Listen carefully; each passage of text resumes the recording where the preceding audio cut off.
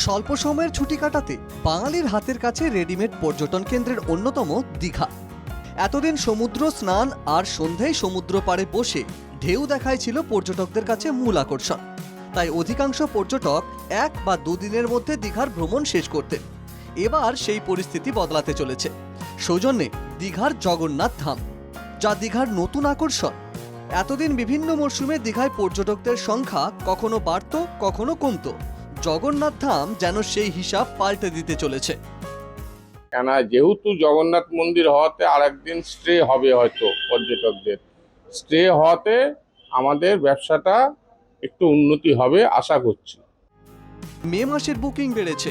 এই সময় যে ভিড়টা তুলনায় কম থাকতো, জগন্নাথের টানে বাড়ছে পর্যটকদের ঢল। যেভাবে ফোন আসছে বা রেসপন্স দেখছি আগের থেকে অনেকটাই বেটার হচ্ছে, এবং যেটা 2 দিনের বেশিরভাগই স্টে হতো এখন 3 দিনের চাইছে। যেটা জগন্নাথ ধাম হওয়ার জন্য একদিন বেশি চাইছেন, ওইভাবে দেখতে পাচ্ছি। ফোন কি বুকিং কিছু হয়েছে? হ্যাঁ, অনেকগুলো বুকিংও হয়েছে। পরপর আপনার 1 তারিখ থেকেই শুরু হয়েছে। আমরা এই ব্যবসা দীর্ঘদিন ধরে করছি, তো আমরা দেখছি এই সময় লোক থাকে না, কিন্তু এত লোক হচ্ছে কেন দীঘায়?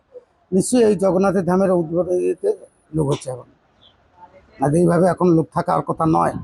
জগন্নাথ ধাম উদ্বোধন হলে আরো উন্নতি হবে, এখানে পর্যটক আরো বেশি আসবে, মানুষের ডেভেলপ হবে, এখানটায় গ্রামীণ ডেভেলপ হবে, সবার কর্মসংস্থান বাড়বে।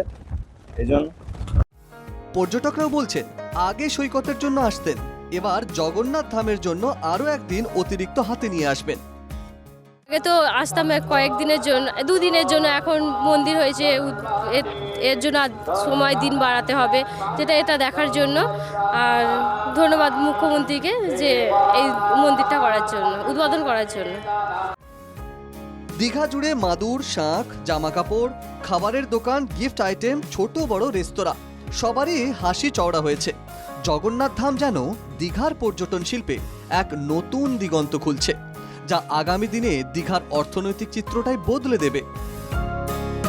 দীঘা থেকে শান্তনু বেরা রিপোর্ট, NKTV বাংলা।